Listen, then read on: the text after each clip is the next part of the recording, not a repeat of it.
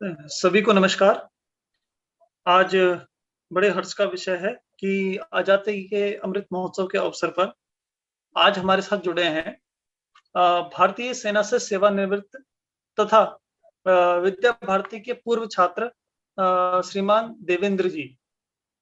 देवेंद्र जी, आपका बहुत-बहुत स्वागत है।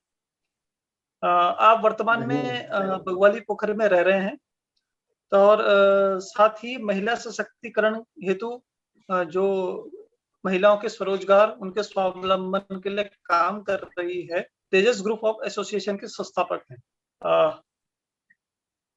और साथ-साथ ये पूर्व सैनिक ब्लॉक प्रतिनिधि द्वाराहाट में भी उस पद पे कार्यरत हैं। तो मैं माननीय देवेंद्र जी से कुछ आज़ादी के अमृत महोत्सव पर सवालात कर रहा हूँ। देवेंद्र जी, भारतीय सेना में सेवा करना ही अपने आप में बहुत बड़ा गर्व का विषय है।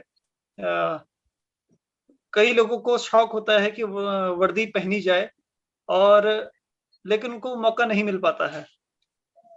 आपको गर्व की अनुभूति होती होगी जब मैंने कहा कि आप पूर्व सैनिक हैं, देश की सेवा की है आपने, 18 वर्षों तक निरंतर देश की सेवा की है। तो आपके कुछ अनुभव होंगे, तो उन अनुभवों के बारे में बताइए कि ये प्रेरणा आपको कहाँ से मिली? आप कब सेना में भर्ती हुए? जी, भाई साहब मेनली वैसे तो अगर सेना में भर्ती होने का विषय हो तो इसकी प्रेरणा मुझे मेन रूप से दो जगह से रही, क्योंकि मेरी स्कूलिंग पूरे देश को पता है रानीखेत कैंट एरिया है, जहाँ कुमाऊं रेजिमेंट का ट्रेनिंग सेंटर है। इस परिवेश में रहने से चारों ओर वर्दी वाले, दौड़ने वाले जब सैनिक दिखते थे, जब भी स्कूल को जाओ तो सैनिकों से एक छोटी सी भेंट होती थी। उसी समय मन में विश्वास होता था मैं भी एक सैनिक बनूंगा, पहली बात। दूसरी बात, मेरी स्कूलिंग सरस्वती शिशु मंदिर बग्वाली पोखर और दूसरी मेरी स्कूलिंग विद्या मंदिर रानीखेत से हुई। आप जानते ही होंगे कि वो बोध कथाएं हो या महापुरुष परिचय हो, जहाँ राष्ट्रभक्ति की या देशभक्ति की बात होती थी। तो मेरा स्कूलिंग ही एक ऐसे स्कूल से हुआ था जहाँ मैं देशभक्ति के लिए लगभग लगभग तैयार हो चुका था, और रानीखेत के मिले इस परिवेश ने मुझे सेना में जाने के लिए प्रेरित करा। जी। जैसा आपका माहौल होता है वैसे ही हम चाहते हैं कि वो हमारे अंतर्मन में बैठ जाता है। जी तो माहौल जो आपका रहा है शुरू से ही सेना के चारों ओर कैंट एरिया अच्छा लगता है सुनने में और देखने में भी। तो आप भाग्यशाली हैं जो आप भारतीय सेना में उसको जीवन को महसूस कर पाए। अ, सेना में जाने के बाद किन-किन स्थानों पे आपकी सेवाएँ दी हैं आपने? जी भाई साहब, एट फर्स्ट तो मैं बीआरओ अल्मोड़ा के तहत लैंसडाउन से भर्ती हुआ था, जहां मुझे मेरा बेसिक परीक्षण जो करने के लिए गोवा भेजा गया। उन्हें को तो मैं पहाड़ का लड़का था और 12वीं तक मैंने ट्रेन भी नहीं देखी थी, और पहली बार मुझे हल्द्वानी काठगोदाम से गोवा तक की यात्रा ट्रेन से करनी पड़ी थी। तो मैं गोवा पहला मेरा ट्रेनिंग कैंप था। उसके बाद मैंने बेसिक करने के बाद मुझे ट्रेड ट्रेनिंग करने के लिए जबलपुर मध्य प्रदेश भेजा गया। अपनी ट्रेड ट्रेनिंग में दक्षता होने के बाद मेरी पहली पोस्टिंग महू उज्जैन, जहां आपने देखा होगा कुंभ लगता है, उज्जैन के नजदीक एक जगह है इंदौर, वहां एक क्षेत्र पड़ता महू, जो कि बहुत ही आर्मी का एक टेक्निकल एरिया है। वहां मेरी पहली पोस्टिंग थी। उसके बाद उस टेक्निकल ट्रेनिंग के बाद या उस टेक्निकल पोस्टिंग के बाद मेरी दूसरी पोस्टिंग कुपवाड़ा जम्मू एंड कश्मीर रही, जो कि बहुत ही ज्यादा एक आतंकवादी प्रभावित एरिया माना जाता है, जिसे काउंटर इंटरजेंसी एरिया भी कहा जाता है। उसके बाद मेरी पोस्टिंग भटिंडा पंजाब रही, जहां मैंने सिख समुदाय या सिखों के बीच देखने का बहुत अच्छा मौका मिला। उसके बाद मेरी पोस्टिंग वापस हमारा रिकॉर्ड ऑफिस जबलपुर हुआ। उसके बाद मेरी posting Tezpur Assam eastern sector मुझे मिला, और उसके बाद मेरी पोस्टिंग पश्चिमी क्षेत्र राजस्थान अलवर में रहा, जहां मैंने बहुत समय जैसलमेर जैसी एरिया को भी देखा, जो पाकिस्तान बॉर्डर से बहुत नजदीक एरिया है। और उसके बाद जैसलमेर राजस्थान के बाद मैंने 18 साल सेना में सेना का सेवा करने के बाद सेवानिवृत्ति ले ली थी भाई साहब। जी। आपने ज़िक्र किया तेजपुर और कुपवाड़ा जिला, तो थोड़ा बहुत जी कितना डिफरेंस है तेजपुर, क्योंकि वो भी पूर्वी क्षेत्र में एक बॉर्डर एरिया है और आपको कुपवाड़ा भी सबसे हाईली क्या कह सकते हैं मिलिट्री बेस भी कह सकते हैं आप, और आप कह सकते हैं कि आतंकवादी ग्रसित एरिया है, तो कितना क्योंकि उधर नक्सलवादी हो गया और इधर आपके आतंकवादी हो गए, तो दोनों में से कितना डिफरेंस है उनके कार्य करने में और उनसे रूबरू होने में, उनकी जो कह सकते हैं उनसे अपने आप को सुरक्षित करने में बॉर्डर सीमा को, तो दोनों में कितना अंतर है? जी भाई साहब, वैसे देखा जाए आपने जिन दोनों क्षेत्रों की बात करी, चाहे वो जम्मू कश्मीर का कुपवाड़ा एरिया हो या फिर उत्तरी हमारा क्षेत्र जहाँ पाकिस्तान से लगे, और चाहे हम यहाँ कहें पूर्व की ओर आसाम जहाँ लगभग चाइना बॉर्डर, बांग्लादेश, ये इंटर जहाँ एरिया लगता है, अगर दोनों सोच कहें, चाहे वो नक्सली सोच हो या आतंकवादी सोच, दोनों ही लगभग लगभग देश विरोधी कह सकते हैं। क्योंकि लेकिन दोनों के बीच यह है कि नक्सलवाद थोड़ा सा गवर्नमेंट के खिलाफ है, एकदम ये देश विरोधी तो नहीं कह सकते, लेकिन गवर्नमेंट विरोधी जरूर रहती है। लेकिन आतंकवाद को जो हमने नजदीक से जम्मू कश्मीर में देखा, ऐसा प्रतीत लगा कि बिल्कुल ये लोग दिमागी रूप से भी, मानसिक रूप से भी कहें, ये बिल्कुल भरे हुए रहते हैं कि जहां इन्हें सिर्फ हिंदुस्तान विरोधी काम करने रहते हैं। जो जम्मू कश्मीर के एरिया है, वहां जो मिलिटेंट है, उन्हें सिखाया ऐसा जाता है कि जैसे भारत एक अलग थलग एरिया। हाँ, पूर्वोत्तर के राज्यों में एकदम ऐसा तो नहीं कह सकती कि भारत को अपना अलग अंग मानते हैं। हाँ, गवर्नमेंट की नाराजगी या उनके कुछ पर्सनल बेनिफिट के हैं, या उस समुदाय को कुछ चीज नहीं मिलने से वो लोग फिर सरकार विरोधी हो जाते हैं। ये दोनों के बीच एक बहुत बड़ा अंतर है। अब लड़ने की बात करें, जैसे जम्मू कश्मीर में देखा, तो वो लोग सेना का भी विरोध कर देते थे, वो आतंकवादियों को सेना की वर्दी से कोई लेना देना नहीं। हाँ, पूर्वोत्तर के राज्यों में डायरेक्ट सेना के ऊपर जब तक उनका कोई पर्सनल हित ना हो या फिर आपस में मुठभेड़ ना हो, वो डायरेक्ट सेना को ऐसा कोई डायरेक्ट अटैक नहीं करते जब तक उनका कोई ध्येय न हो। लेकिन उत्तरी राज्य को मैं एकदम 100% श्योर कर सकता हूँ कि उनको वर्दी से और भारत से नफरत है। जी, ठीक है। इतने साल सेना में काम करने के बाद 18 वर्ष का आपको अनुभव है, तो उसमें कोई एक विशेष अनुभव रहा हो कि वो बताइए? जी, अब विशेष अनुभव की बात करें सर, तो अब सेना ही अपने आप में एक विशेष अनुभव है, आप देख ही रहे होंगे।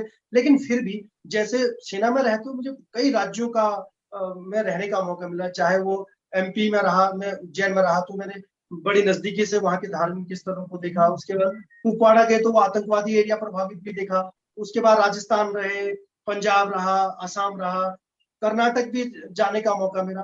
तो अगर देखा जाए तो मैंने भारत के कई राज्यों का भ्रमण किया, या सेना ने मुझे मौका दिया। मैंने जो देखा कि भारत में एक शब्द है कि विविधता में एकता, या अनेकता कहें, अनेकता में एकता। अलग अलग वेशभूषा, अलग अलग परिवेश, कहाँ अगर उत्तर के राज्यों में जाए तो उनका पहनावा अलग है, उनका खान पान अलग है। अगर पूर्वी राज्यों में चले जाए तो उनका खान पान अलग है और उनका रहन सहन अलग है। उत्तर में क्या, यहाँ दक्षिण की ओर, लेकिन वो लोग आज भी रेस्टोरेंटों में भी धोती में जाते हैं, रेस्टोरेंटों में धोती चेयर में पालथी मार के बैठ जाते हैं और हाथ से भोजन करते हैं। कहने का मतलब भारत की जो अनेकता में एकता का जो संबंध है, ये भारतीय सेना ने देखने का एक मौका दिया।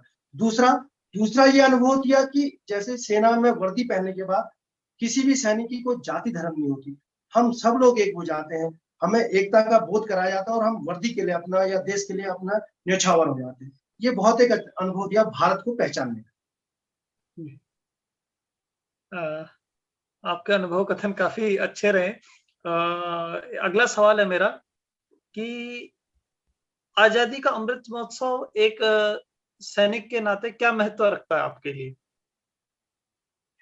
अब सर, आजादी का आपने कहा, आजादी का अमृत महोत्सव, जिस सैनिक के लिए पहला ही शब्द आजादी लग गया हो, आप सोचिए कि अब उन सूरवीरों या उन क्रांतिकारियों ने जिसने देश को आजाद करा, और 1947 के बाद या कहें गणतंत्र बनने के बाद 1951 के बाद हमें ये सेना को हैंड ओवर हो गया। तो सैनिक का तो पहला धर्म ही अपनी आजादी को संरक्षित करना है, या रिटायर होने के बाद में पूर्व सैनिक हो गया तो मुझे समाज को संरक्षित करना है।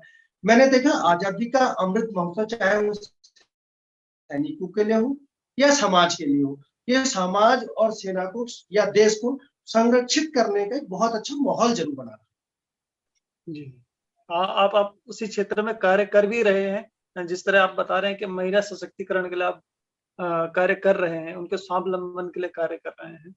तो एक सैनिक की देश सेवा के साथ साथ आपने सामाजिक सेवा का भी दायित्व उठाया है। एक सैनिक की देश से क्या अपेक्षा रहती है? वो चाहे सेना में हो और चाहे सेना के बाद हो। सर अगर इसको देखें, अगर देश से क्या अपेक्षा रहता है, वैसे तो सैनिक और देश का दो ऐसा पहलू है कि जैसे माँ और बेटे का है।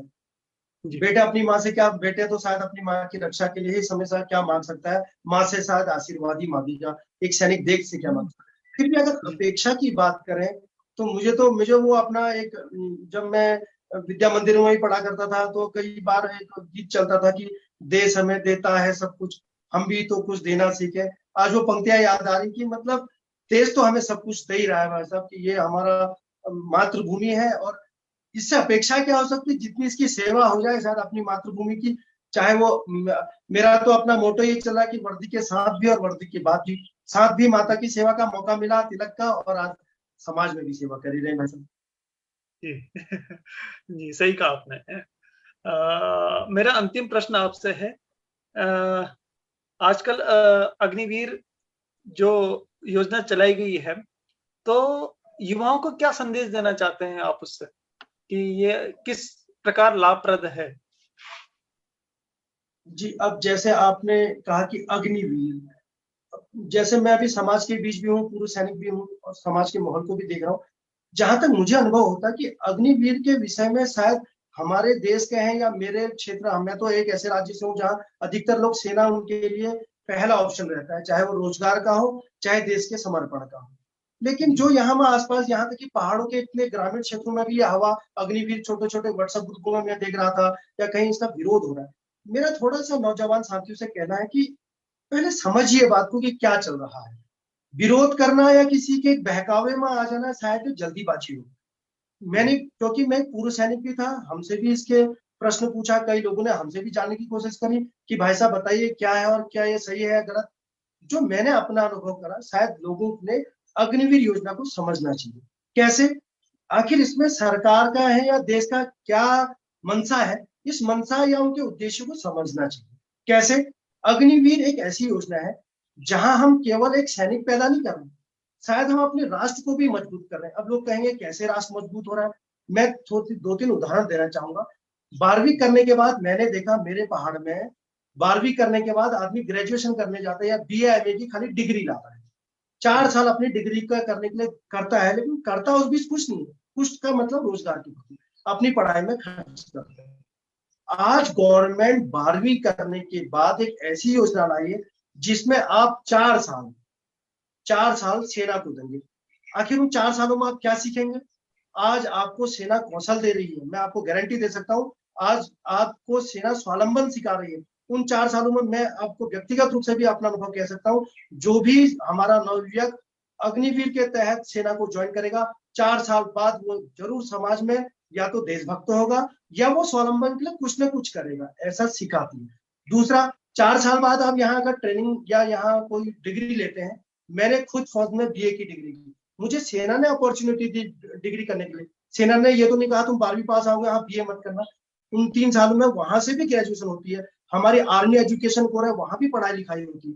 लोग उसको रोजगार से जोड़े। कुछ लोगों के बीच रूमर देख रहा था, क्या देख रहे हैं, कह रहे हैं हमें पेंशन क्या मिलेगी। आप सोचिए, गवर्नमेंट ने रोजगार परक योजना बनाने के लिए 100 लोगों को मौका दिया, उन 100 में से भी योग्य 2500 को पेंशन भी दी, और 75 का क्या करा, 75 को 4 साल में 42 लाख रुपए का मानदेय मिल रहा है।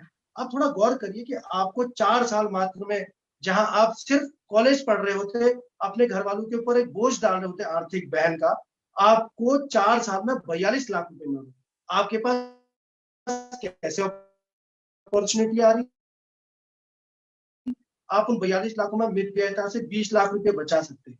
उसके साथ साथ 11,82,82,हजार रुपए का आपको ग्रेजुएट सेना में 30 लाख रुपया अपना बचा के ला सकते हैं।